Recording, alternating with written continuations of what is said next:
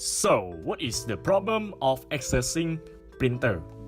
So, suppose that we have two processors, which are process A and process B, that running on the same machine, and both processors require the use of the local printer and tape drive. So, process A may have been granted access to the machine printer but be waiting for the tape drive. And while the process B has access to the tape drive but is waiting for the printer. So such that condition is known as the deadlock condition. Since both processors hold a resource, the other process needs the processors will wait indefinitely for the resources to be released and neither will finish executing. Purpose of selecting this topic. Firstly, we want to practice on analyzing problem in order to understand more about deadlock. Second, we want to study about operating system, know how things actually work inside the machines. Lastly, we study on deadlock and try to figure the problem. Why we choose this topic? Printer is a machine which we quite familiar with. It accepts text and graphic output from a computer and transfers the information to paper.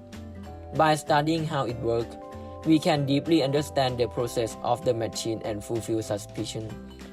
Another point is, deadlock problem can happen in real life and machine process. By knowing the way to avoid or fix the problem can make things work efficiently. How are we solving the problem? We solving the problem by using deadlock avoidance banker algorithm. From the example, we assume they have two processes and no deadlock occur. Each of process need both resources, which is tape drive and printer, to complete their tasks. Job of banker algorithm is avoid deadlock that could occur in the future. In the example, we start the situation from process A, request one resource from the tape drive. The banker algorithm will check whether need is less than or equal to the available resource or not. Which, from the example, this is true, equal to available resource, so it is safe state. Process A can allocate the tape drive resource. So, next, let process A allocate the printer resource for completing the task. A start request is like a previous one, and then after that, banker algorithm gonna check whether it is safe state or not. From the example, this is 1 equal to the available resource. It is a safe state. So process A can allocate the printer resource. Now A is complete that task.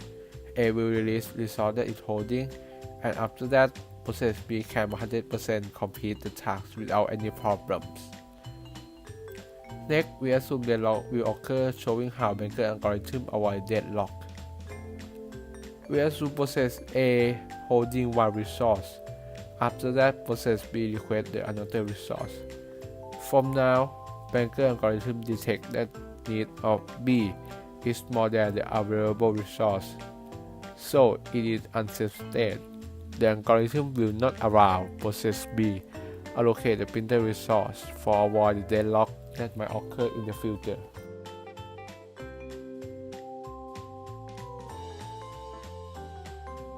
Well, in this section, I'm going to apply the banker's algorithm in our program. First, we have two programs. The first program is a program without a deadlock avoidance, and the second program is the program with the deadlock avoidance algorithm.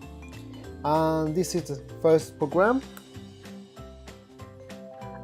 The program without the deadlock avoidance. So I'm going to create two processes, which are process 1 and process 2, and this process need two resources to finish itself, and the resources are auto-generate, and there are two resources. One is the resource from printer and the other is a resource from disk. Each resource only has a single instance. So let's create this process and resources. So I just finished create these resources. And after I create these processes and resources, now I'm going to request a resource from the printer for process 1 by key the request resource for process 1 and select printer. Yes, and it successfully allocated the resource. And then I'm going to request a resource from disk for a process 2. Disk. Then I am going to request a resource from disk for process 1 to finish this process.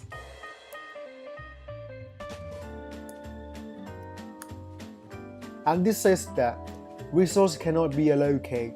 It was held by the other process. I couldn't do that because process 2 was held the resource from disk in the other way. If I request the printer resource for process 1, I couldn't do that neither. And this is the deadlock, and this is the problem that we're going to fix by using the deadlock avoidance algorithm in the next program. Now in the second program, we provide the deadlock avoidance by using Banker's algorithm. So let me create 2 processes like in the previous video.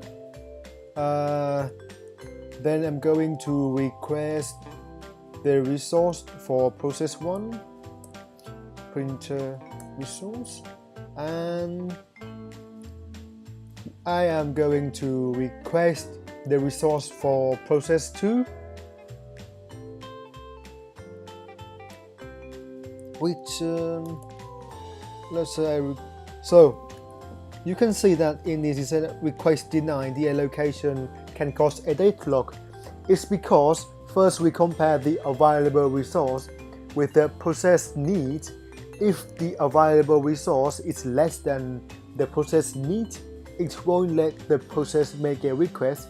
User may have to release the resource or finish the process by requesting the remaining resource that used to finish the process.